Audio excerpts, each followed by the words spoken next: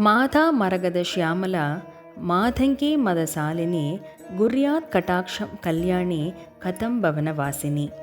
என்னங்க, ஷியாமலா தேவியோடைய ஸ்லோகத்தை சொல்கிறேன்னு சொல்லி பார்க்குறீங்களா? ஆமாங்க.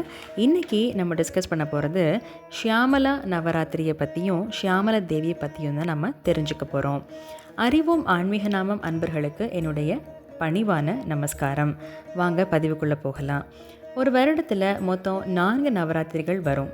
அதில் ஒன்று ஷியாமலா நவராத்திரி, 2வது வசந்த நவராத்திரி, 3வது வாராகி நவராத்திரி, 4வது சாரத நவராத்திரி. நம்ம பெரும்பாலும் இந்த சாரத நவராத்திரியை தான் நம்ம சவுத் சைடில் எல்லாருமே கொண்டாடுவோம். புரட்டாசி மகாலய பக்ஷ அமாவாசைக்கு அடுத்த நாளில் இருந்து வர 9 நாட்கள் துர்கா, லக்ஷ்மி, சரஸ்வதியை வழிபாடு செஞ்சு 10வது நாள் விஜயதசமியோடைய இந்த நம்ம சாரத நவராத்திரி நம்ம நிறைவு செய்வோம்.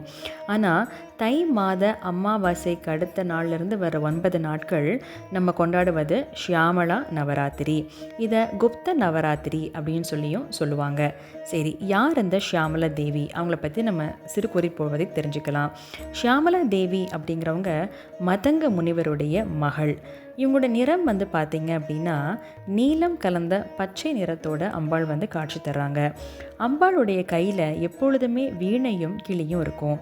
இது எதை சிம்பலைஸ் பண்ணுது, எதை குறிக்குதுன்னு பார்த்திங்கன்னா, வீணை அப்படிங்கிறது ஷியாமலா தேவி இசைக்கு அதிபதியாகவும், கிளி அப்படிங்கிறது வாக்குக்கு அதிபதியாகவும் இவள் திகழ்கிறாள் அப்படின்னு சொல்லப்பட்டிருக்கு.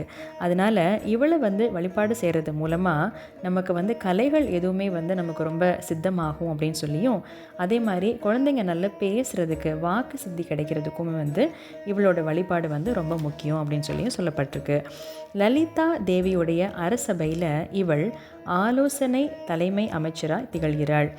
ஷியாமலா தேவியுடைய அனுமதி இருந்தால் மட்டும்தான் நமக்கு லலிதாம்பிகையின் தரிசனம் கிடைக்கும் அப்படின்னு சொல்லி ஒரு குறிப்பு சொல்லப்பட்டிருக்கு. ஷியாமலா தேவியை வழிபடுறதுக்கு நிறைய ஸ்லோகங்கள், ஸ்தோத்திரங்கள் இருந்தாலும் ஷியாமலா தண்டகம் அப்படிங்கிறது ரொம்ப பிரசித்தி வாய்ந்தவை. இதுதான் ஷியாமலா தேவியை பற்றின குறிப்புகள்.